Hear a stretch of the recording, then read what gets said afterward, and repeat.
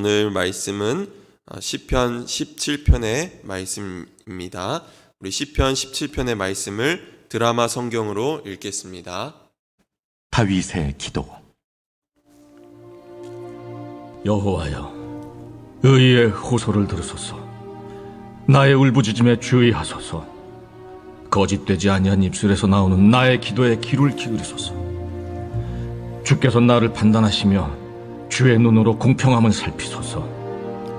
주께서 내 마음을 시험하시고 밤에 내게 오시어서 나를 감찰하셨으나 흠을 찾지 못하셨사오니 내가 결심하고 입으로 범죄하지 아니하리이다. 사람의 행사로 논하면 나는 주의 입술의 말씀을 따라 스스로 삼가서 포악한 자의 길을 가지 아니하였사오며 나의 걸음이 주의 길을 굳게 지키고 실족하지 아니하였나이다. 하나님이여, 내게 응답하시겠으므로 내가 불렀사오니 내게 귀를 기울여 내 말을 들으소서. 주께 피하는 자들을 그 일어나치는 자들에게서 오른손으로 구원하시는 주여, 주의 기이한 사랑을 나타내소서. 나를 눈동자같이 지키시고 주의 날개 그늘 아래 감추사 내 앞에서 나를 압제하는 악인들과 나의 목숨을 노리는 원수들에게서 벗어나게 하소서. 그들의 마음은 기름에 잠겼으며 그들의 입은 교만하게 말하나이다. 이제 우리가 걸어가는 것을 그들이 애워싸서 노려보고 땅에 넘어뜨리려 하나이다. 그는 그 움킨 것을 찢으려 하는 사자 같으며 은밀한 것에 엎드린 젊은 사자 같으니이다. 여호와여, 일어나 그를 대항하여 넘어뜨리시고 주의 칼로 악인에게서 나의 영혼을 구원하소서. 여호와여, 이 세상에 살아있는 동안 그들의 분깃을 받은 사람들에게서 주의 손으로 나를 구하소서. 그들은 주의 재물로 배를 채우고 자녀로 만족하고 그들의 남은 산업을 그들의 어린아이들에게 물려주는 자니이다. 나는 의로운 중에 주의 얼굴을 배우리니 깰 때에 주의 형상으로 만족하리이다. 아멘. 주님의 은총과 평화가 여러분 가운데 함께 하시기를 간절히 축원합니다. 네, 또 각자의 처소에서 기도의 자리를 지키시는 모든 성도님들 가운데 동일한 은혜가 있기를 간절히 소망합니다. 오늘은 성숙한 신앙인의 기도라는 제목으로 말씀을 나누고자 합니다. 본문 시편 17편의 표제에는 다윗의 기도라는 제목이 붙여져 있습니다. 그 뜻은 다윗에 의해서 기록되었을 수도 있고 또 다윗의 심정을 기억하며 시를 읽고 연주하라는 의미도 담고 있습니다. 오늘 17편의 말씀을 통해서 우리가 어떻게 기도해야 하는지, 기도할 때는 어떤 자세를 갖고 임해야 하는지, 또 성숙한 신앙인의 기도는 어떤 것인지 오늘 말씀을 통해서 교훈을 얻고자 합니다. 우리 기도문을 통해서 오늘 우리에게 주시는 하나님의 말씀을 들으시기를 간절히 소망합니다. 오늘 시편 17편의 시인은 하나님을 향해서 들으소서, 주의하소서, 귀를 기울이소서라고 연속적으로 요청하며 간구하고 있습니다. 이 기도의 서두에는 이 시인이 처한 어려움의 성격이 무엇인지 잘 드러나고 있습니다. 그것은 바로 자신에게 쏟아지는 비난과 공격에 대해서 하나님께 무죄를 인정해 달라는 것입니다. 그렇다고 해서 시인이 무조건적으로 이 무죄를 주장하기보다는 자신에게 가해진 이 부당한 비난과 또 억울한 그 상황 속에서 자신의 상황을 비추면서 설명하고 있습니다. 시인은 불의한 고발을 당한 상황임에도 불구하고 자신의 의로움과 거짓 없는 입술에 주목해달라고 하나님께 간구하고 있습니다. 자신의 의를 드러내고 스스로 거짓 없는 입술이라고 고백할 수 있다는 점에서 한편으로 생각하면 이거 굉장히 교만한 거 아닌가라는 생각이 들기도 하고 왠지 자신의 의를 뽐내던 바리새인들이 생각나기도 합니다. 그러나 이 고백은 시인이 그만큼 정직하다는 것을 호소하는 것이며 하나님의 공정한 판결을 받기에도 전혀 두려움이 없을 만큼 자신은 떳떳하고 담대하다는 것입니다. 시편 기자의 이 고백을 통해서 우리가 배울 수 있는 점이 있습니다. 그것은 우리의 기도가 하나님께 응답되려면 바로 우리 삶의 모든 부분에서 정직해야 한다는 것입니다. 거짓 없는 입술로 하나님께 기도해야 한다는 것입니다. 우리가 삶의 어느 부분에서는 정직하지 않으면서 늘 삶 속에서는 거짓을 이야기하고 나의 욕망을 쫓아 살아가면서 하나님께 어떤 기도에 대해서 간구하는 것은 믿음이 아니고 하나님을 기만하는 것입니다. 많은 사람들이 기도를 자신의 삶에 어려움이 일어났을 때만 기도할 때가 참 많이 있습니다. 어떤 질병을 얻게 되면 새벽 기도를 시작하고 사업이 잘 안 되면 금요철야를 나와서 기도합니다. 기도가 마치 문제 해결을 위한 방편처럼 많은 사람들이 그렇게 받아들이고 있다는 것입니다. 이렇게 기도를 생각하는 사람들은 램프의 요정처럼 하나님을 자신이 부르기만 하면 하나님께서 나타나셔서 내 기도를 들어주시는 분이라고만 생각한다는 것입니다. 하지만 기도는 영혼의 호흡입니다. 우리의 육신이 호흡을 하지 못하면 생명이 유지되지 못하는 것처럼 우리의 영혼이 호흡하지 못하면 그 영혼은 죽게 되어 있습니다. 기도는 영혼의 호흡이기 때문에 문제가 있을 때만 기도하는 게 아니라 우리 삶 속에서 늘 항상 계속되어야 한다는 것입니다. 기도는 결국 우리의 일상이 되어야 합니다. 우리의 일상과 삶의 모든 부분들이 기도가 되기를 간절히 소망합니다. 시인은 자신의 정직함을 하나님께 호소하고 있습니다. 이런 모습이 뻔뻔함이 아니라 그는 떳떳함으로 하나님께 당당하게 나아가고 있는 것입니다. 오늘 우리의 삶은 어떻습니까? 삶의 많은 부분에서 하나님의 뜻을 따라가기보다는 내 뜻대로 행하고 또 나의 욕망을 쫓아서 살고 있지는 않습니까? 우리의 기도가 응답되려면 먼저 하나님 앞에서 정직해야 하는 줄 믿습니다. 삶의 모든 부분에서 정직하고 하나님의 뜻을 따라 사는 저와 여러분이 되기를 간절히 소망합니다. 시인은 하나님의 판결을 구하며 하나님께 자신의 무죄를 입증해 달라고 간구합니다.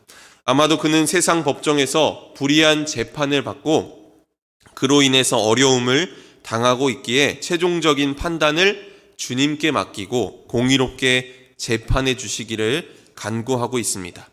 3절, 4절 말씀을 보면 주께서 내 마음을 시험하시고 밤에 내게 오시어서 나를 감찰하셨으나 흠을 찾지 못하셨사오니 내가 결심하고 입으로 범죄하지 아니하리이다.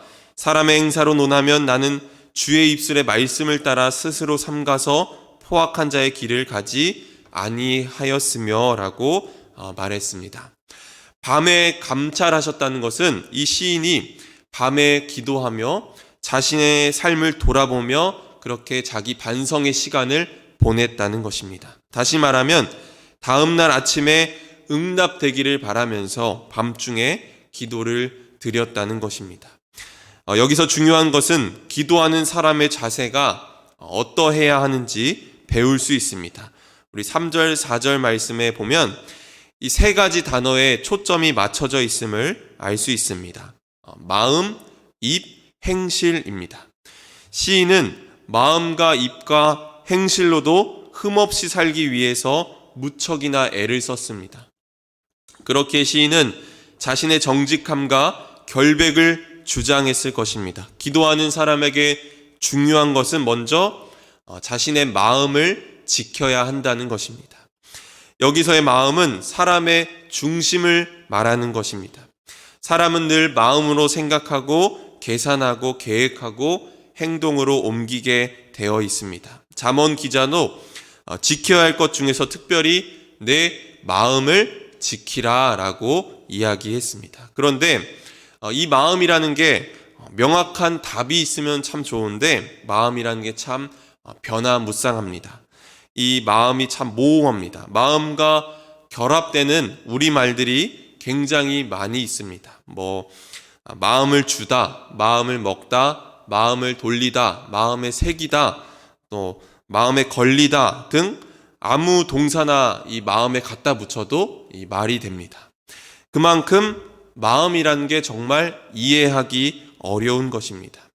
예레미야 선지자도 이렇게 말했습니다. 예레미야 17장 9절 10절 말씀에 만물보다 거짓되고 심히 부패한 것은 마음이라 누가 능히 이를 알리오마는 나 여호와는 심장을 살피며 폐부를 시험하고 각각 그의 행위와 그의 행실대로 보응하나니 라고 이야기했습니다. 예레미야 선지자가 봤을 때 마음이라는 것은 심히 부패한 것이었습니다. 이처럼 마음을 지키는 일이 정말 쉽지 않습니다. 우리의 마음을 지키려면 어떻게 해야 할까요? 다른 것 없습니다. 마음을 지키기 위해서는 나의 마음을 자꾸만 하나님께로 가져가야 하는 겁니다. 조각나고 상처난 마음일지라도 하나님께 가져가야 합니다. 왜냐하면 우리 마음의 주인은 바로 하나님이시기 때문입니다. 우리의 상처난 마음, 아픈 마음, 시린 마음들을 주님께 가져가시길 바랍니다. 하나님께 마음을 가져갔다면 이제 인간의 첫 번째 노력은 바로 말을 지키는 것입니다. 그래서 잠언 기자도 이렇게 말했습니다. 잠언 4장 23절에 구부러진 말을 내 입에서 버리며 비뚤어진 말을 내 입에서 멀리하라.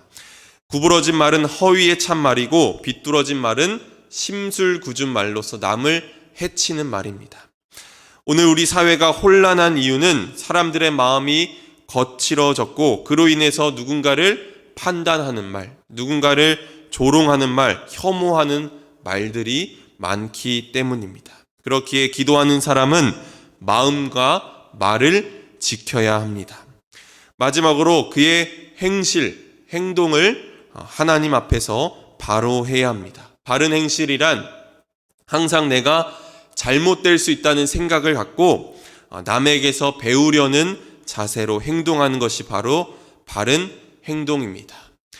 권위적인 생각을 가지고 행동하는 사람들을 비꼬아서 꼰대라고 합니다. 들어보셨죠? 네. 아니, 꼰대라는 말을 들어보신 게 아니라 꼰대라는 그 단어를 들어보셨죠? 내가 꼰대인지 아닌지 구별하는 방법이 있습니다. 나보다 어린 사람들에게 자기의 생각을 강요한다거나 무엇을 가르치려고 든다면 그런 사람은 꼰대입니다.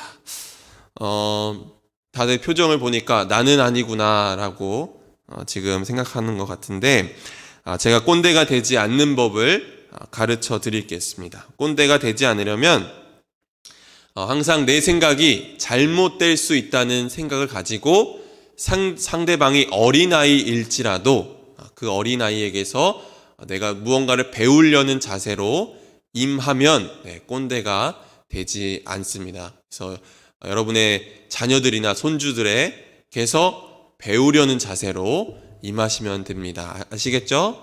네. 정말 멋있게 늙는다는 것은 항상 배우려는 자세를 갖고 있는 겁니다. 이런 자세야말로 바른 행실이라고 할 수 있습니다. 이렇게 마음과 입과 행동을 하나님 앞에서 바로 하는 것이야말로 기도하는 사람들의 자세이고 이런 자들의 기도에 하나님께서 응답해 주실 줄 믿습니다. 이제 모든 혐의에서 벗어난 시인의 중심적인 간구가 이어집니다. 시인은 하나님께서 자신의 기도에 응답해 주실 것이라고 확신하며 기도합니다. 6절 말씀을 우리 함께 읽어보도록 하겠습니다. 6절 말씀 함께 읽습니다. 시작.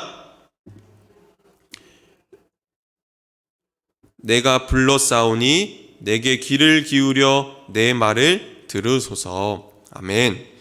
저는 기도하는 사람에게 우리에게 바로 이런 확고한 믿음이 있어야 한다고 생각합니다. 제가 속회 신방 때 많이 하는 게 있는데 미리 감사하기라는 게 있습니다. 우리가 이제 보통 감사할 때는 지난날 하나님께서 나에게 어떻게 임하셨고 어떻게 은혜를 베풀어 주셨는지를 기억하며 이제 감사를 하잖아요. 근데 이 미리 감사하기라는 것은 아직 하나님께서 주시진 않았지만 나에게 응답하실 것이라는 확신을 가지고 미리 감사하는 것입니다. 이것은 단순한 기복신앙과는 다른 것입니다. 하나님께서 응답하실 것이라는 분명한 확신을 가지고 계속해서 시인하고 고백하는 것입니다. 여러분, 미리 감사하기가 뭔지 궁금하신 분들은 속회신방을 요청하시기 바랍니다. 아직도 안 받으신 분들이 계셔서. 하나님께서 여러분의 기도에 응답하여 주실 줄 믿습니다. 하나님께서 반드시 응답하실 것이라는 이 믿음과 확신을 가지고 오늘 하루 기도하시기 바랍니다. 7절에 나오는 말씀은 출애굽기에 나오는 모세의 노래와도 비슷합니다. 시인은 과거의 출애굽 사건을 기억하며 자신도 그런 은혜의 경험을 할 수 있게 해달라고 하나님께 간구하고 있습니다. 더불어 그는 하나님의 섬세한 보호하심을 요청합니다. 8절 말씀에 나를 눈동자같이 지키시고 주의 날개 그늘 아래에 감추사라고 했는데, 눈동자는 우리의 신체 부위 중에서 언제나 세심한 주의가 필요한 부분입니다. 그렇기에 눈동자같이 보호해 달라는 것은 아주 소중한 것을 다루듯이 아주 특별한 하나님의 보호를 요청하는 것입니다. 또 주의 날개 그늘은 어미새가 날개로 감싸서 새끼를 보호하듯이 주님의 품에서 온전히 보호해 달라고 하는 것입니다.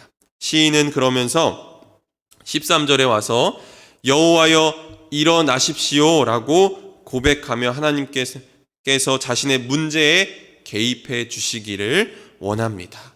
이렇게 시인의 기도하는 모습을 보면 시인은 성경에 나오는 그 은혜의 경험들, 또 하나님께서 우리를 눈동자같이 보호해 달라고 고백하고 또 주의 날개 그늘 아래 감싸 달라고 하나님의 보호하심을 요청하고 있는데, 이런 모든 것들이 이 기도의 방법이 될 수 있겠습니다. 마지막으로 이 시인은 14절에서 악인들의 모습이 어떠한지 적나라하게 드러냅니다. 14절 말씀을 제가 한번 새 번역 성경으로 읽어보겠습니다. 주님, 이 세상에서 받을 몫을 다 받고 사는 자들에게서 나를 구해 주십시오. 주님께서 몸소 구해 주십시오. 그들은 주님께서 쌓아두신 재물로 자신들의 배를 채우고 남은 것을 자녀에게 물려주고 그래도 남아서 자식의 자식들에게까지 물려줍니다. 시인은 악인들의 실체를 밝히고 있습니다. 그들은 하나님의 재물로 자신들의 배를 채우고 또 남은 것은 자녀들에게 물려주고 그래도 남아서 어떻게 한대요? 자식들의 자식에게까지 물려준다고 합니다. 어쩌면 우리도 이렇게 생각할 수 있습니다. 내가 열심히 일해서 벌었는데 자식의 자식에게까지 물려주면 얼마나 좋겠어요. 그러나 중요한 것은 재물의 주인 또한 바로 하나님이시라는 것입니다. 하나님께 정말 요만큼 드리는 것도 내가 아까워하면서 자신의 배를 채우고 자식들에게 물려주는 일에 열심을 내고 있지는 않은지 우리의 삶을 돌아보기 원합니다. 마지막으로 우리 15절 말씀을 함께 읽어보도록 하겠습니다. 우리 15절 말씀 함께 읽습니다. 시작. 나는 의로운 중에 주의 얼굴을 배우리니 깰 때에 주의 형상으로 만족하리이다. 아멘. 악인은 그의 재물과 자녀들로 만족합니다. 그러나 시인은 주의 형상으로 만족한다고 고백합니다. 주의 형상으로 만족한다는 것은 하나님 한 분만으로 만족한다는 것입니다. 오늘 우리가 성숙한 기도를 올려드린다고 하는 것은 바로 이런 것입니다. 오늘 우리의 상황이 변하지 않았을지라도 성숙한 기도는 하나님 한 분만으로 만족하는 것입니다. 이런 성숙한 기도를 할 때야말로 우리 삶에 변화가 일어나기 시작하는 줄 믿습니다. 비록 나의 삶의 문제가 해결되지 않고 상황이 그대로일지라도 문제를 바라보는 시선이 바뀌게 됩니다. 하나님의 시선으로 그 문제를 바라보게 되는 것입니다. 문제보다 크신 하나님을 발견하게 되는 것입니다. 바로 이런 성숙한 기도를 올려드리는 저와 여러분이 되기를 간절히 소망합니다. 사랑하는 성도 여러분, 오늘 나의 기도가 응답되지 않고 있다면 먼저 내 삶의 모든 부분에서 그리고 하나님 앞에서 내가 정직한 삶을 살고 있는지 돌아보시기 바랍니다. 또한 내가 기도할 때 나의 마음과 입과 행실을 하나님 앞에서 바로 하고 있는지 돌아보기 바랍니다. 성숙한 신앙인은 다른 어떤 것으로 만족하기보다 하나님 한 분만으로 만족하는 줄 믿습니다. 만족할 줄 아는 것입니다. 이렇게 우리가 기도할 때 하나님께서 우리의 기도에 기도하는 것보다 더 크고 놀랍게 응답하실 줄 믿습니다. 이 응답되는 기도를 통해서 하나님의 역사를 경험하는 저와 여러분이 되기를 주님의 이름으로 간절히 축원합니다. 아멘. 함께 기도하겠습니다. 고마우신 하나님, 이 새벽에 주의 말씀 듣고 기도하게 하시니 참 감사합니다. 우리가 기도할 때마다 먼저 우리의 삶을 돌아볼 수 있는 눈을 허락하여 주시옵소서. 나의 삶의 모든 부분에서 하나님의 뜻을 구하며 정직하게 살고 있는지 돌아보게 하시고 하나님 앞에서 떳떳한 인생을 살게 하여 주시옵소서. 또한 기도하는 가운데 우리의 마음과 입과 행실을 바르게 하여 주시옵고 우리의 기도가 단순히 문제를 해결하는 방편에 그치지 않고 성숙한 신앙인의 기도가 되게 하여 주시옵소서. 다른 어떤 것보다 하나님 한 분만으로 만족할 수 있는 이 신앙의 신비를 경험하게 하여 주시옵소서. 하나님, 오늘도 우리 삶의 문제들 주님 앞에 내어놓고 엎드려 기도합니다. 우리가 하나님 한 분만으로 만족할 때 정말 하나님께서 놀랍게 역사하시고 정말 우리의 삶의 어려움과 또 문제들보다 더 크신 하나님을 발견하게 하여 주시옵소서. 가슴에 품은 여러 소망들 또 기도하는 모든 제목들 하나님께서 이미 알고 계시오니 하나님께서 역사하셔서 나의 기도하는 것보다 더 크고 놀랍게 응답하여 주시옵소서. 모든 것 주님께 맡겨드리며 예수 그리스도의 이름으로 기도드렸습니다. 아멘.